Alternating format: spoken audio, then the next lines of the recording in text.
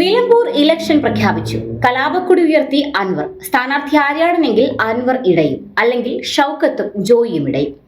നിലമ്പൂർ ഉപതിരഞ്ഞെടുപ്പ് തീയതി പ്രഖ്യാപിച്ചതോടെ മുന്നണികളെല്ലാം സ്ഥാനാർത്ഥി നിർണയത്തിലേക്ക് കടന്നിരിക്കുകയാണ്.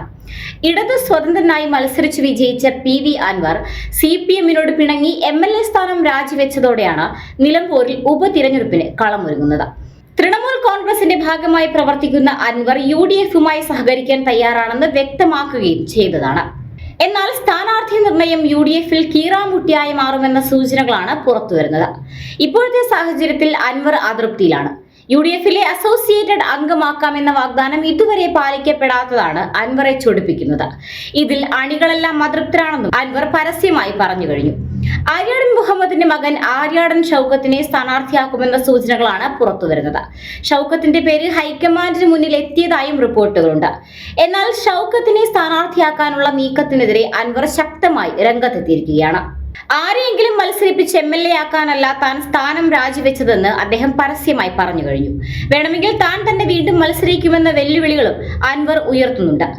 കോൺഗ്രസിന്റെ അതിശക്തനായ നേതാവ് ആര്യാടൻ മുഹമ്മദിന്റെ അപ്രമാദിത്വം തകർത്തുകൊണ്ടാണ് PV അൻവർ നിലമ്പൂരിൽ MLA ആയത്. ആര്യാടൻ കുടുംബവുമായി അൻവറിനുള്ള പരമ്പരാഗത വൈരവും പ്രസിദ്ധമാണ്. കൂടാതെ അൻവറിന് ലീഗിന്റെ സഹായവും കിട്ടിയിരുന്നുവെന്നാണ് അറിയുന്നത്. അൻവറിന്റെ എതിർപ്പ് അവഗണിച്ച് കോൺഗ്രസ് ഷൗക്കത്തിനെ സ്ഥാനാർത്ഥിയാക്കിയാൽ സ്ഥിതിഗതികൾ കൂടുതൽ സങ്കീർണമാകുമെന്ന കാര്യം ഉറപ്പാണ്. തന്നെ പരിഗണിച്ചില്ലെങ്കിൽ ആര്യാടൻ ഷൗക്കത്ത് എങ്ങനെയായിരിക്കും പ്രതികരിക്കുക എന്നതും നിർണായകമാണ്. VS ജോയിയെ സ്ഥാനാർത്ഥിയാക്കുമ്പോൾ എന്ന ചർച്ചകളും സജീവമായി മുന്നോട്ട് പോകുന്നുണ്ട്. ജോയിക്ക് PV അൻവറിന്റെ പിന്തുണയുമുണ്ട്.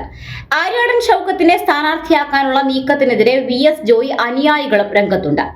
PV അൻവറിനെ മുന്നിൽ നിർത്തിയായിരുന്നു നിലമ്പൂർ എന്ന കോൺഗ്രസ് കുത്തക മണ്ഡലം 2016-ൽ LDF പിടിച്ചെടുത്തത്. 2021-ലും ആ വിജയം ആവർത്തിക്കാൻ അൻവറിന് സാധിച്ചു. പിണറായി വിജയന്റെ വിശ്വസ്തനായിരുന്ന അൻവർ പോലീസിലെ ഉന്നതരെ വിമർശിച്ച് രംഗത്ത് വന്നതിനു പിറകെയാണ് CPM-വുമായി അകന്നത്. അൻവറിനെ മുഖ്യമന്ത്രി തന്നെ തള്ളിപ്പറയുകയും ചെയ്തു. ഇതോടെ അകൽച്ച പൂർത്തിയാവുകയും ഒടുവിൽ MLA സ്ഥാനം രാജിവെക്കുകയും ചെയ്തു.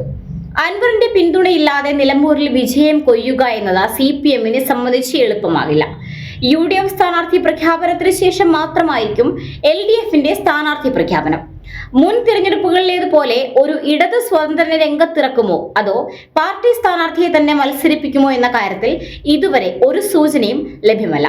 ഒരു വർഷത്തിനുള്ളിൽ നടക്കാൻ പോകുന്ന പഞ്ചായത്ത് നിയമസഭാ തിരഞ്ഞെടുപ്പുകൾക്ക് മുന്നോടിയായി നടക്കുന്ന ഈ ട്രയൽ മത്സരം ഇരു മുന്നണികൾക്കും അഗ്നിപരീക്ഷയാണെന്ന കാര്യത്തിൽ തർക്കമില്ല.